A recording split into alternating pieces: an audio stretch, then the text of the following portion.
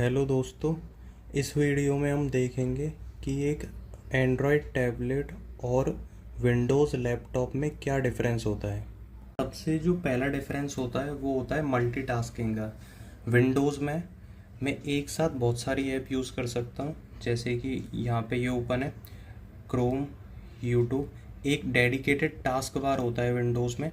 इसी के साथ यहाँ पे एक टैब ओपन है क्रोम का, अगर मुझे दूसरा टैब ओपन करना है तो मैं साथ ही दूसरा भी ओपन कर सकता हूँ। दो क्रोम है।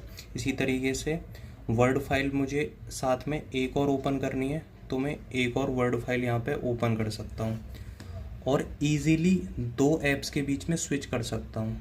इस तरीके से मैंने यहाँ पे साइड में क्रोम और यहाँ पे वर्ड। तो सबसे जो पहला डिफरेंस होता है वो होता है मल्टीटास्किंग में। अब इसी चीज़ को हम एंड्रॉयड टैबलेट में देखते हैं। वहीं जो एंड्रॉयड टैबलेट होती है वो डेडिकेटेड होती है किसी एक टास्क को करने के लिए।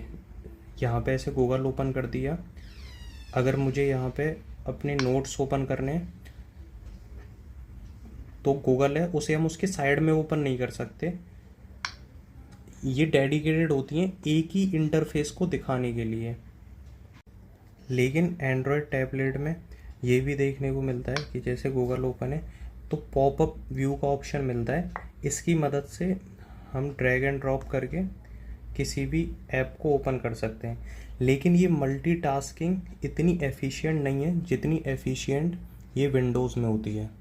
विंडोज़ में मैं बहुत सारी फाइल एक साथ ओपन कर सकता हूँ और इजीली स्विच कर सकता हूँ, लेकिन जो एंड्रॉयड होता है उसमें हम लिमिटेड ऐप ही एक साथ ओपन कर सकते हैं, जैसे कि 4 या 5। उसके बाद ये ओपन नहीं करता।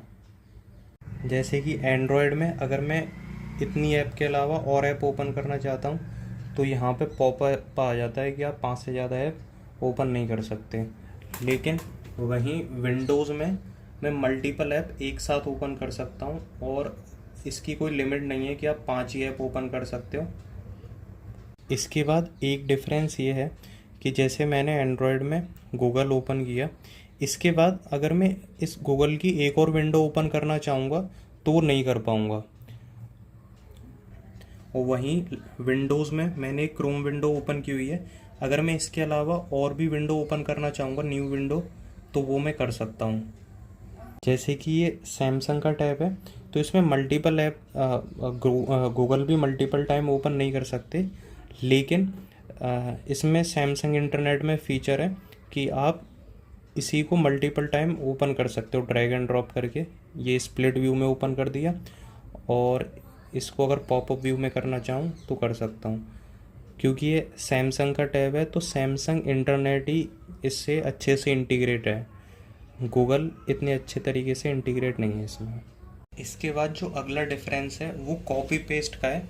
विंडोज़ में मैं किसी भी चीज़ को कॉपी करके इजीली पेस्ट कर सकता हूँ किसी दूसरी जगह पे, किसी पाथ को फॉलो नहीं करना। यहाँ पे पेस्ट करना चाहूँ तो इजीली पेस्ट कर सकता हूँ।